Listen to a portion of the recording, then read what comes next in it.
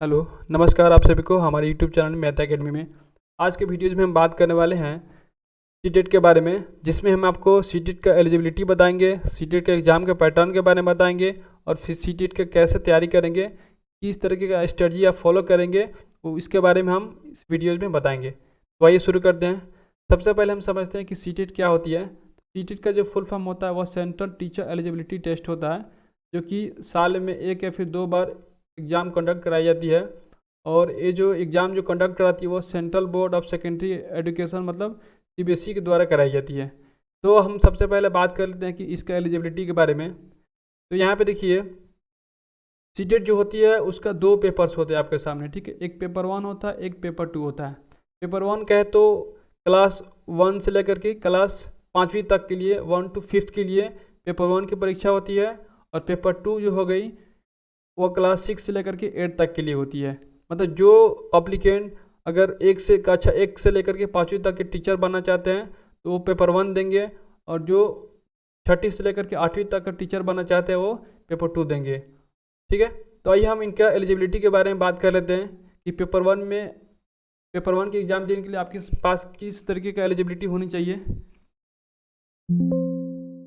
तो यहाँ पे देखिए कि जिन लोगों के पेपर 1 में अपेयर होना है तो उनको सबसे पहले कि जो ट्वेल्थ में उनको कम से कम 50 मार्क्स होनी चाहिए। सीनियर सेकेंडरी और its equivalent with at least 50% marks, मतलब उनको जो इंटरमीडिएट में कम से कम आपको 50% मार्क्स होनी चाहिए। और इसके साथ साथ क्या चाहिए, पास्ट और परसुइंग और appearing in the final year of 2 year diploma in elementary. मतलब जो लोग पेपर 1 में भाग लेना चाहते हैं तो उनको क्या चाहिए कि, और सबसे पहला कंडीशन क्या रहेगा कि उनको तो 12 पास होनी चाहिए, और इसके साथ साथ DELED diploma in elementary education भी उनको पास होना चाहिए। और DELED वो चाहे तो वो पास हो सकते हैं, मतलब DELED चाहे वो पास हो या फिर DELED की तैयारी कर रहे हो, या फिर DELED में जस्ट अभी अभी क्या एडमिशन लिए हुए हैं ना, तो वो भी क्या होंगे, इस पेपर के लिए एलिजिबल होंगे।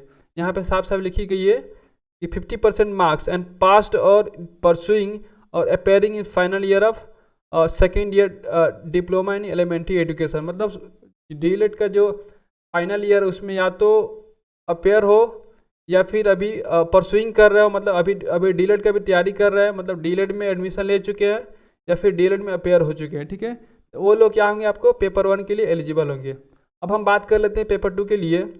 तो पेपर 2 के लिए जो मिनिमम जो एलिजिबिलिटी चाहिए कि फर्स्ट ऑफ ऑल आपको तो ग्रेजुएशन में एटलीस्ट 50% आपकी मार्क्स होनी चाहिए।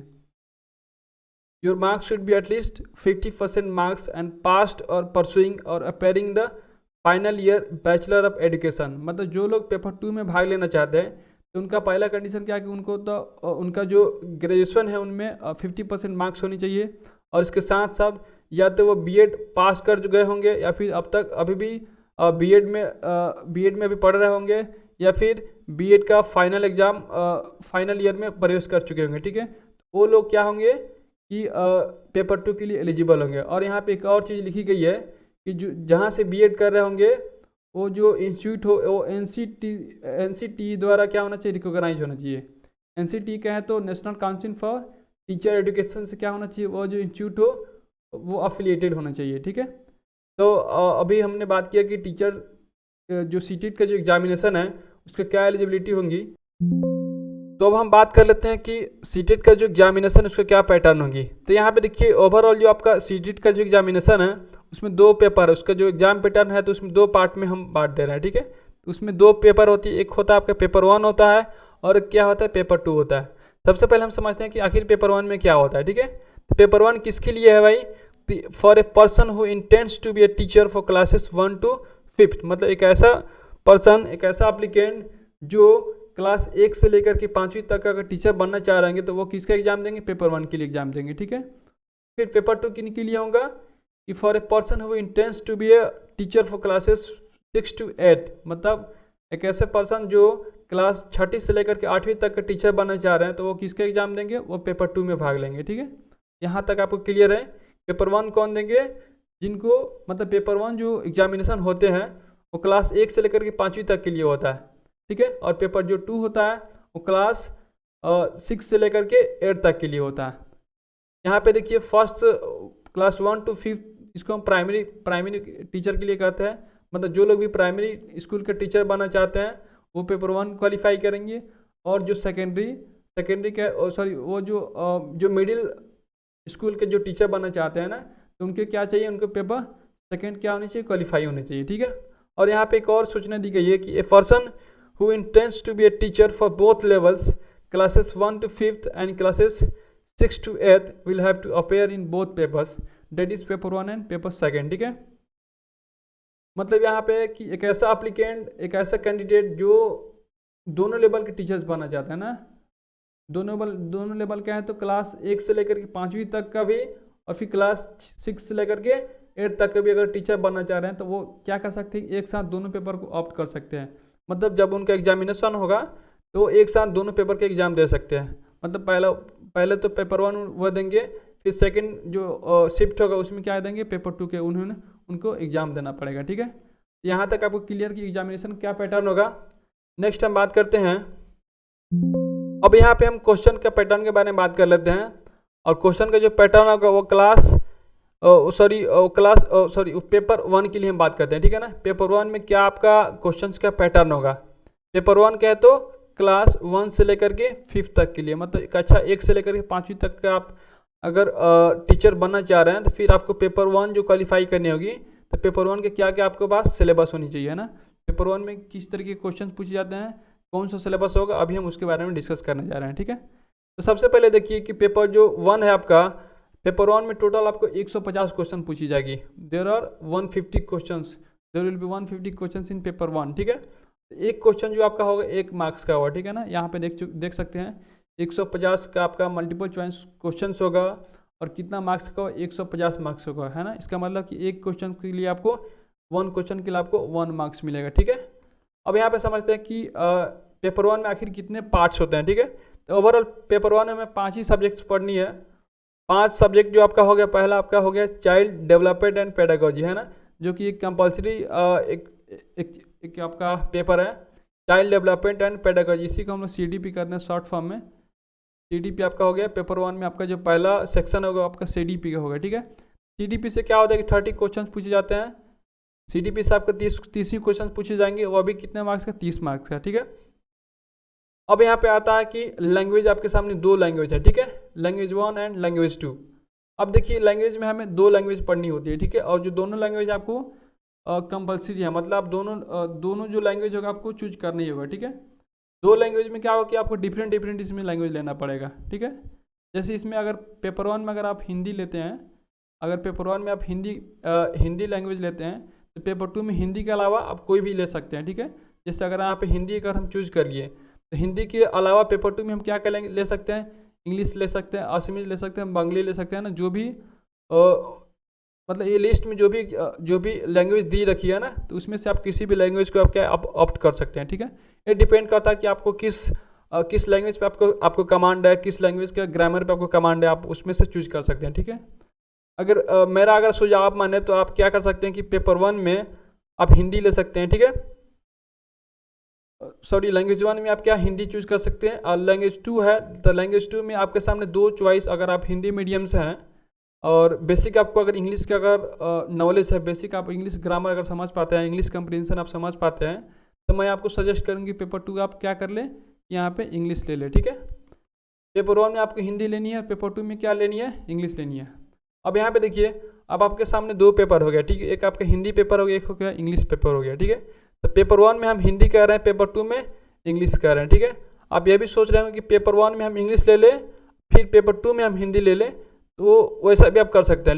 लेकिन इसमें क्या होगा कि जब आप एग्जाम देंगे, तो अगर पेपर 1 में आप इंग्लिश को लेते हैं, तो इंग्लिश का जो लेवल होगा थोड़ा सा हाई हो जाएगा। मतलब जो अब यहाँ पे देखिए पेपर 2 में जो लैंग्वेज 2 में आपका जो इंग्लिश है, इसका जो जिस तरह से लेवल होगा, अगर इसको आप पेपर 1 में लेते हैं तो थोड़ा सा इसका क्या होगा, लेवल हाई हो जाएगा। ठीक है। तो मैं आपको यही सजेस्ट करूंगा कि पेपर 1 में आप क्या कर ले, पेपर 1 में आप हिंदी चूज कर ले, और पेपर 2 में क्या कर ले, आप इंग्लिश ले ले। अब यहाँ पे हम इंग्लिश लेने की फोर्स नहीं करेंगे, आपको जिस लैंग्वेज पे कमांड हो आप ले सकते हैं। फर्स्ट में आप हिंदी ले ले, और सेकंड में आप संस्कृत भी ले सकते हैं, या फिर इंग्लिश भी ले सकते हैं। ठीक है। दोनों में से आप कोई एक लैंग्वेज ले सकते हैं। और इसके बारे में मैं सिलेबस में भी बता दूंगा कि किस सब्जेक्ट का किस लैंग्वेज पेपर का आपका जो क्वेश्चंस का जो लेवल होगा किस में ईजी होता है फिर किस में हार्ड होता है, ठीक है। और थर्ड जो आपका पेपर रहेगा वो आपका मैथमेटिक्स का रहेगा। मैथमेटिक्स का है तो इसमें क्लास 1 से लेकर के फिफ्थ तक के जितने भी मैथमेटिक्स होता है उसी से क्वेश्चन पूछे जाएंगे, और जिसमें बेसिक जो कैलकुलेशन होता है, प्लेस वैल्यू हो गया और फिर नंबर से रिलेटेड क्वेश्चंस हो गया, तो उसके बारे में पूछे जाएंगे। फिफ्थ जो आपका जो फाइनल लास्ट वाला जो पेपर है 5th नंबर, वो आपका है इन्वायरमेंटल स्टडी, जिसको हम ईवीएस भी कहते हैं। तो ईवीएस से भी आपके क्वेश्चंस कितने पूछे जाएंगे, ईवीएस पे आपसे 150 क्वेश्चन पूछे जाएंगे 30 मार्क्स का, ठीक है। तो ओवरऑल हमने क्या देखा कि पेपर वन में आपको 5 ही सब्जेक्ट का एग्जाम देनी है, जिसमें आपका पहला आपका सीडीपी हो गया, जिसको हम चाइल्ड डेवलपमेंट एंड पेडागोजी कहते हैं। सीडीपी आपका 30 मार्क्स का हो गया। फिर सेकेंड जो पेपर आपको लैंग्वेज का होगा, तो लैंग्वेज में आप क्या कर सकते हैं कि लैंग्वेज में आप एक तो आप बाय डिफ़ॉल्ट लैंग्वेज ले सकते हैं। सेकेंड में डिफ़ॉल्ट जो आपका शायद लैंग्वेज होगा आप हिंदी होगा, है ना, हिंदी, आप इसको हिंदी ले सकते हैं पेपर 1 में। पेपर 2 में आप हिंदी के अलावा कुछ भी ले सकते हैं ना, इंग्लिश, संस्कृत, उर्दू, कन्नड़, जो भी आपको लैंग्वेज पसंद हो, जिस लैंग्वेज पे आपको कमांड हो, आपको उसको आसानी से आप चूज कर सकते हैं, ठीक है। थर्ड फिर फोर्थ जो आपका है मैथमेटिक्स का है, तो मैथमेटिक्स आपको एकदम प्राइमरी लेवल से क्वेश्चन पूछे जाते हैं, इजी लेवल का। इसको भी आप ये तो है ही, मतलब सिलेबस में तो है ही। लास्ट जो आपका है ईवीएस हो गया, इन्वायरमेंटल साइंस हो गया, ठीक है। तो आई होप कि यहाँ तक आपको क्लियर हो गया होगा कि जब भी आप सीटेट का अगर फॉर्म डाल रहे हैं तो किस तरह से आपको सब्जेक्ट का चूज करना है ना। मतलब आप लैंग्वेज को यहाँ पे देखिए, लैंग्वेज पेपर जो है उसको चूज करने में थोड़ा सा आपको कन्फ्यूजन है कि आखिर हम कौन सा लैंग्वेज ले, ठीक है। तो मैं यही कहूँगा कि लैंग्वेज के जो पेपर है उसको चूज करने से पहले आप एक बार क्या करें कि प्रीवियस ईयर के क्वेश्चंस देख लें। अगर आपको लगता है कि नहीं, अगर आपको इंग्लिश में कहीं डर लगता है तो आप क्या करें कि संस्कृत का क्वेश्चन ले लें, फिर देखिए संस्कृत पे आपका कमांड है या फिर नहीं है ना। तो उस तरह से आप क्या कर सकते हैं कि लैंग्वेज 2 भी आप चूज कर सकते हैं, ठीक है। अब हम बात करते हैं पेपर 2 के बारे में। पेपर 2 में देखिए, पेपर 2 जो है आपका क्लास 6 से लेकर के 8 तक का है ना। अगर आप मिडिल स्कूल का टीचर बनना चाह रहे हैं तो प्राइमरी स्कूल का टीचर के लिए जो लेवल होगा उससे तो कहीं डिफ़िकल्ट होगा ही। तो इसीलिए क्या होता है कि पेपर 2 जो आपका है थोड़ा सा पेपर 1 से थोड़ा सा उसका मॉडिफाइड वर्जन है। मतलब उसमें क्या होता है कि थोड़ा सा डिफ़िकल्टी जो लेवल है वो थोड़ा सा बढ़ जाता है, ठीक है। अब यहाँ पे देखिए, इसमें भी आपका 5 ही सेक्शन होगा, 5 ही तरह के आपके पेपर्स आएंगे। इसमें भी आपको क्या रहेगा कि 150 मार्क्स का क्वेश्चन रहेगा, ठीक है। और 150 मार्क्स में आपको फिर पर जो एक जो क्वेश्चन होगा वह 1 मार्क्स से होगा, ठीक है। अब इसमें देखिए, इसका जो पहला पेपर है आपका चाइल्ड डेवलपमेंट एंड पेडागोजी, ठीक है। मतलब ये जो आपका सीडीपी है, सीडीपी जो आपका पेपर है वो पेपर 1 और पेपर 2 दोनों के लिए कॉमन है, ठीक है। आप पेपर 1 दे या फिर पेपर 2 दे, दोनों में क्या होगा, सीडीपी आपको देना ही होगा, ठीक है। सीडीपी आपको दोनों में पूछेगा ही, ठीक है। बिकॉज टीचर बनने के लिए क्या चाहिए, मेन आपका जो यही सब्जेक्ट है सीडीपी है ना। पेडागोजी ही आपको बताता है कि आपको कैसे स्टूडेंट के साथ आपको कैसे डील करनी है, किस तरह से उनको आप एजुकेशन प्रोवाइड करना है, तो वो क्या करता है, सीडीपी ही आपको बताता है, ठीक है। तो इसलिए ये जो पेपर है आपका सीडीपी, वो दोनों पेपर के लिए कॉमन है, ठीक है, पेपर 1 एंड पेपर 2 के लिए। अब इसमें भी दो सेक्शन आ गए, इसमें एक लैंग्वेज 1 आ गया, एक लैंग्वेज 2 आ गया ना। पिछले सेक्शन में जैसे हमने बताया कि लैंग्वेज का कैसे चूज करनी है, उसके अकॉर्डिंग भी आप यहाँ भी चूज कर सकते हैं। और पहले वाला जो आपका लैंग्वेज का जो लेवल था, इसमें थोड़ा सा इसमें हाई हो जाएगा। और इसमें भी अगर आप हिंदी और इंग्लिश लेना चाहते हैं तो फर्स्ट में मैं सजेस्ट करूँगी फर्स्ट में आप हिंदी ले, और सेकंड जो लैंग्वेज है आप सेकंड में क्या लें, इंग्लिश ले, ना। फर्स्ट में इंग्लिश कभी नहीं ले। फिर मतलब जब भी अगर आपको हिंदी और इंग्लिश में चॉइस करनी है ना, अगर आपको इंग्लिश लेनी है प्लस हिंदी लेनी है ना, तो पहले पेपर में क्या लेंगे, पहले आप हिंदी लेंगे और सेकंड में क्या लेंगे, या सेकंड में आप इंग्लिश लेंगे, ठीक है। अब यहाँ पे देखिए, फर्स्ट सेकंड थर्ड पेपर तो हो गया। अब यहाँ पे देखिए फोर्थ हो गया कि फिफ्थ पेपर हो गया, ठीक है ना। तो आपके सामने यहाँ पे 2 चॉइस है, ठीक है। सॉरी, इसमें 4 ही पेपर आपको पढ़नी है, 5 पेपर का आपको एग्जाम नहीं देनी है। 5 पेपर जो आपका था उसी पेपर 1 के लिए था, जो प्राइमरी लेवल के लिए था, जिसमें आपको 5 आपके क्वेश्चन जो पेपर उसमें पढ़ना होता था, ठीक है। लेकिन इसमें 4 ही पेपर है आपका। एक जो पेपर इसमें 60 मार्क्स का हो जाता है, अब देखिए यहाँ पे CDP आपका 30 मार्क्स का हो गया। लैंग्वेज 1 आपका जो लैंग्वेज 1 है वो भी आपका कितना होगा, 30 मार्क्स का होगा, ठीक है। लैंग्वेज 2 भी वो भी 30 मार्क्स का हो जाएगा, ठीक है। मतलब 90 जो मार्क्स है पेपर 1 से लेकर के 3 तक में आपको 90 मार्क्स यहाँ पे कितना हो क्लियर हो गया, ठीक है। अब 60 मार्क्स यहाँ पे 60 मार्क्स के लिए हमें देखना है। अब 60 मार्क्स में देखिए आपके सामने क्या क्या है। फोर्थ पेपर में देखिए अब 3 पेपर तो पेपर 2 में 3 पेपर तो सबके लिए है, और जो चौथा और पांचवा जो पेपर बच रहा है उसमें हमें देखना है कि उसमें आपको देखिए कैसे सिलेक्शन करना है, ठीक है। तो जिनका बैकग्राउंड साइंस होगा, साइंस का है तो जिनके ग्रेजुएशन अगर साइंस से हुई होगी, जैसे कोई अगर फिजिक्स ऑनर्स किए होंगे, कोई केमिस्ट्री ऑनर्स किए होंगे, कोई मैथमेटिक्स ऑनर्स किए होंगे, या फिर कोई बीटेक किए होंगे ना, उनके लिए क्या होगा, उनको ये वाला पेपर चूज करना होगा, मतलब पेपर 4 चूज करना होगा, ठीक है ना, जिसमें मैथमेटिक्स और साइंस हो, है ना। और साइंस में क्या, मैथमेटिक्स और साइंस में आपको मतलब मैथमेटिक्स और साइंस के टीचर बनने के लिए आपको क्या चाहिए कि पेपर 4 आपको चुना होगा, ठीक है। और जिनका बैकग्राउंड आर्ट्स है, जिन्होंने आर्ट्स से अपने ग्रेजुएशन कर रखी है ना, तो उनको क्या होगा कि पेपर 5 ही चुनना होगा, ठीक है। उनको पेपर 5वीं का उनको सिलेक्शन करना होगा, ठीक है ना।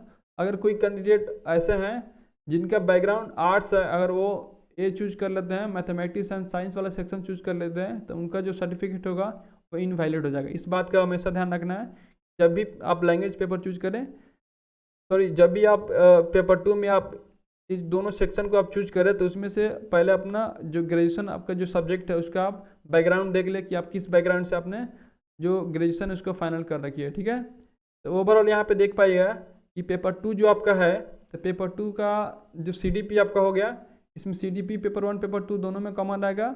लैंग्वेज 1 लैंग्वेज 2 भी इसमें भी है। लैंग्वेज का सिलेक्शन कैसे करना है हम ऑलरेडी बता चुके हैं। फिर आपका जो चौथा सेक्शन आ गया, चौथा जो आपका पेपर आ गया, तो चौथा पेपर में आपको आपके सामने 2 चीज़ रहेगा, एक आपका SST रहेगा जिसको हम सोशल स्टडीज़ कहते हैं, और नेक्स्ट आपका क्या रहेगा, मैथमेटिक्स और साइंस रहेगा, ठीक है। तो अब यहाँ पे देखिए कि CDP आपका 30 मार्क्स का ही पूछा जाएगा, ठीक है। लैंग्वेज भी आपका 30 मार्क्स का, लैंग्वेज 2 भी 30 मार्क्स का। अब जो यहाँ पे मैथमेटिक्स हो गया, फिर साइंस हो गया, फिर सोशल स्टडीज होगा, वो कितने मार्क्स होंगे, 60 मार्क्स होंगे, ठीक है ना। पेपर 2 भी आपका कितना हो गया, पेपर 2 भी 150 मार्क्स के होंगे, 150 इसमें क्वेश्चन होंगे, ठीक है।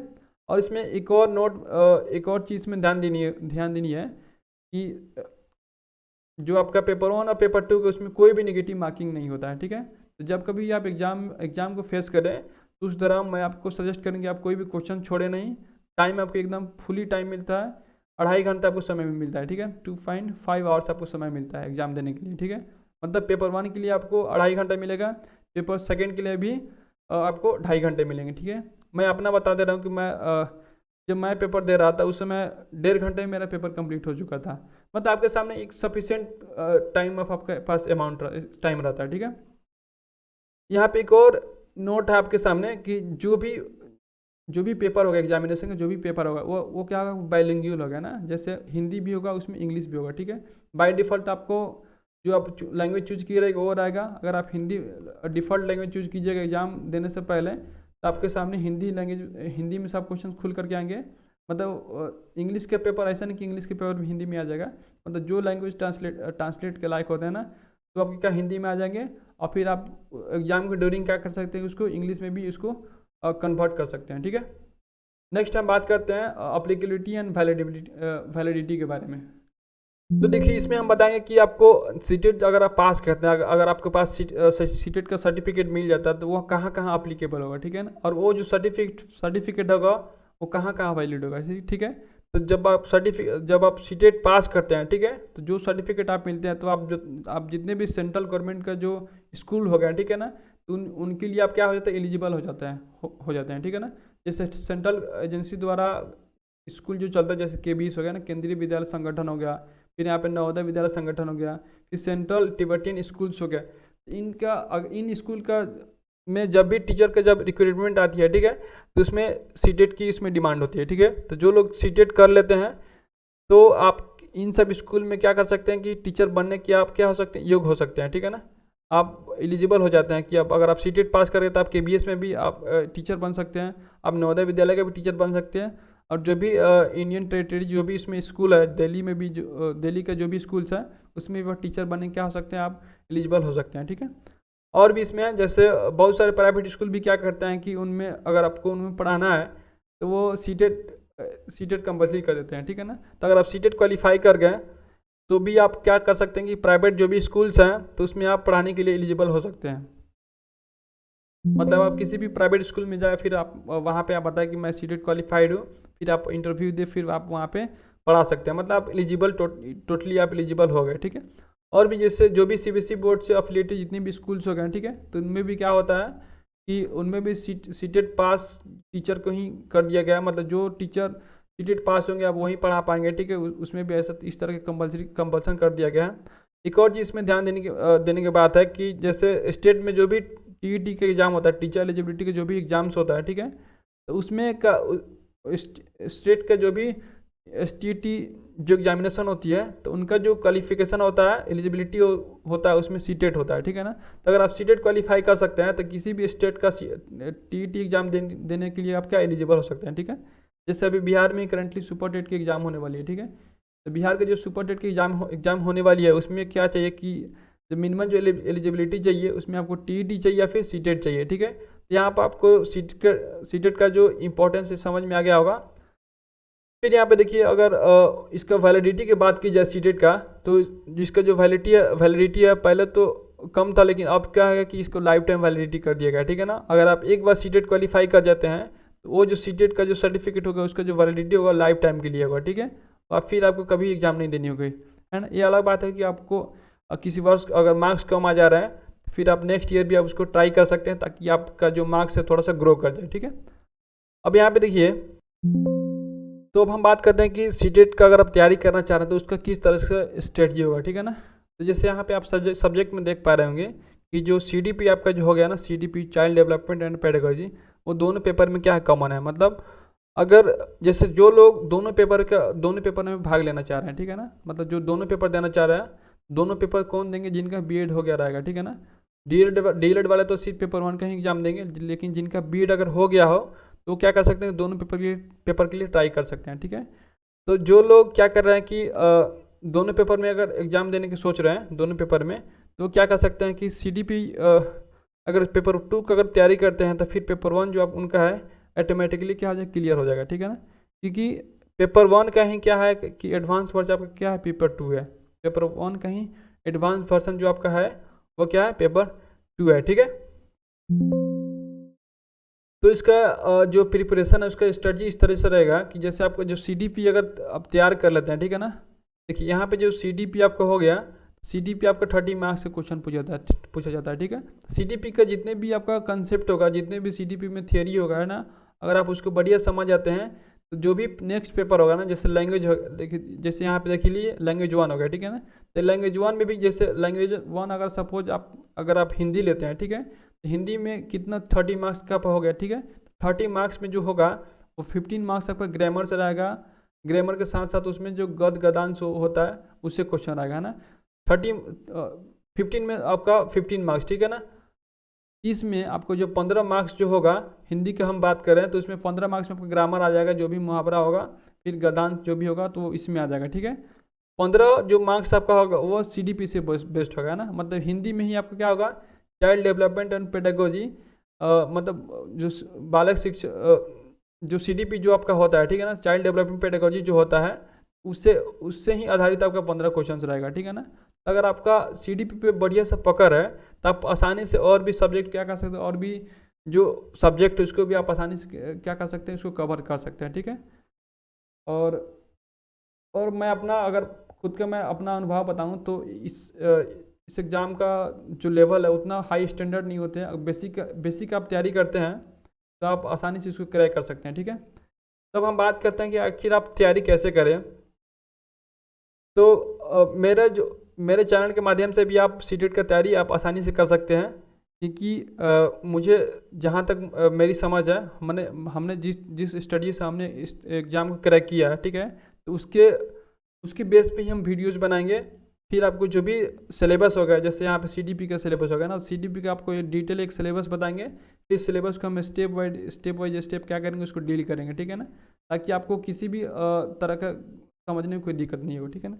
यूट्यूब पे क्या होता है कि और भी प्लेटफॉर्म है जहाँ पे आपको CDP की तैयारी कराई जाती है या फिर सीटेट के और भी पेपर की तैयारी कराई जाती है। बट मुझे लगता है कि वहाँ पे क्या होता है कि एडवर्टीजमेंट ज़्यादा होता है, ठीक है। मतलब उन लोग का यूट्यूब के थ्रू तो उतना डिटेल नहीं पढ़ा पाते हैं। बेसिकली यूट्यूब उस वीडियोज़ के जरिए वो लोग क्या करते हैं कि अपने कोर्स का एडवर्टीजमेंट करते हैं कि आप एक कोर्स ले फिर एक कोर्स ले लें, ठीक है ना, और बेटर होगा, ठीक है। तो अगर आप सोच रहे हो कि CDP की तैयारी कैसे करें या फिर कहीं शहर में किसी शहर में जाकर करें, तो वैसा आप बिल्कुल नहीं करें। आप मेरा आप चैनल चैनल ज्वाइन करें, ठीक है। तो इससे मेरे चैनल से जुड़ करके आप आसानी से जो जो सीटेट का जो पेपर है, पेपर 1 और पेपर 2 है, उसको आप आसानी से क्रैक कर सकते हैं, ठीक है। इसमें सीटेट की तैयारी कराने के लिए मेरे अलावा और भी टीचर्स की टीम रहेंगी जिनकी गाइड में आप आसानी से इसको क्रैक कर सकते हैं, ठीक है। आज के वीडियोज़ में इतना ही, मिलते हैं नेक्स्ट वीडियोज़ में हम सीटेट का जो सिलेबस है उसके बारे में बात करें, एक डिटेल एक्सप्लेनेशन देंगे फिर आपको। और यहाँ पे देखिए, मतलब जो लोग टीचर बनना चाह रहे हैं, ठीक है, तो वो एकदम से सीरियस हो जाए, क्योंकि इसमें एग्ज़ाम जो है आपका, उसका ज़्यादा वक्त नहीं है।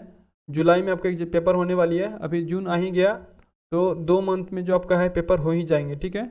1 मंथ तो इधर आपका इधर फॉर्म डलाएगा, फिर 1 मंथ बाद उसके जस्ट क्या होगा, एग्ज़ाम हो जाएंगे, ठीक है। तो जो लोग बीएड कर चुके हैं या फिर जो लोग अभी अपेयरिंग है, तो वो लोग क्या करें कि इसके तैयारी में भिड़ जाए, ज़्यादा भी लेट नहीं करें, क्योंकि जो CBSE का जो अभी जो सीटेट का जो एग्ज़ाम हो रहा था, इसके पहले शायद ऐसा सुनने में आ रहा था कि इसमें नेगेटिव मार्किंग कर दे, लेकिन एक गुड लक है कि नेगेटिव मार्किंग नहीं रखा है। आपको सिर्फ क्या क्या इसमें थोड़ा भी नेगेटिव मार्किंग नहीं है, समय भी आपके पास भरपूर मिल गया है, ठीक है। अच्छा, इसमें एक और चीज़ मैं बता देना चाह रहा हूँ कि आखिर सर्टिफिकेट किनको मिलेंगे, ठीक है ना।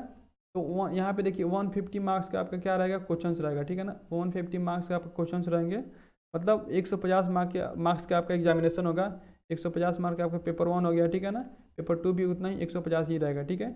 जो लोग ओबीसी हैं, ठीक है ना, या फिर SC या फिर ST है, ठीक है ना, तो उनको कितना मार्क्स लाना, उनको 55% मार्क्स लाना होगा, ठीक है। जो लोग जनरल में आते हैं, जो लोग जनरल कैटेगरी में आते हैं, ठीक है, तो उनको 60 मार्क्स लानी होगी सर्टिफिकेट के लिए, है ना। यहाँ पे देखिए, इसमें कटअप नहीं जाता है, मतलब इसमें ऐसा नहीं कि कटअप नंबर ऑफ स्टूडेंट के अकॉर्डिंग डिसाइड हो। इसमें आपको सिर्फ पास करनी है, ठीक है ना। आपको 60% आ गया तो आप सीटेट पास हो गए, मतलब आपको सीटेट का सर्टिफिकेट मिल जाएगा, है ना। आप टीचर के लिए एलिजिबल हो गए। अगर आप OBC में है, SC ST में अगर आप 55% मार्क्स ला दिए, तो आपको सीटेट के जो सर्टिफिकेट आपको प्रोवाइड कर दी जाएंगे, ठीक है ना। तो इसमें अलग अलग नंबर ऑफ अप्लीकेंट के अकॉर्डिंग इसमें कटअप नहीं आती है। और इसमें ये जो एग्ज़ाम है, इसमें हमें किसी और स्टूडेंट से कोई कंपटीशन नहीं है, ठीक है। जो लोग 60% क्रॉस करेंगे, उनका जो पेपर है क्लियर हो जाएगा, ठीक है। उनका जो सीटेट है वो क्लियर हो जाएगा, ठीक है। इसमें किसी और अप्लीकेंट से हमें कोई मतलब जो भी अदर अप्लीकेंट है उनसे, वो मेरा कंपटीटर नहीं है। इसमें क्या है कि आपको खुद से फाइट करनी है, ठीक है। तो आज मैं इतना ही कहना चाहूँगा, और मैं आपको यही सजेस्ट करूँगी कि आप मेरा चैनल ज्वाइन करें, और भी जो भी आपके जो फ्रेंड्स हैं, ठीक है, जो सीटेट का तैयारी करना चाह रहे हैं, तो उनको भी सजेस्ट करें कि मेरा चैनल ज्वाइन करें। और फिर इस चैनल के माध्यम से मैं कोशिश करूँगा कि एक बेसिक से लेकर के मैं आपको एडवांस लेवल तक की सीटेट का जो तैयारी है मैं आपको करा दूँ, इतना मुझे विश्वास है। चलिए, थैंक यू, मिलते हैं नेक्स्ट वीडियो में।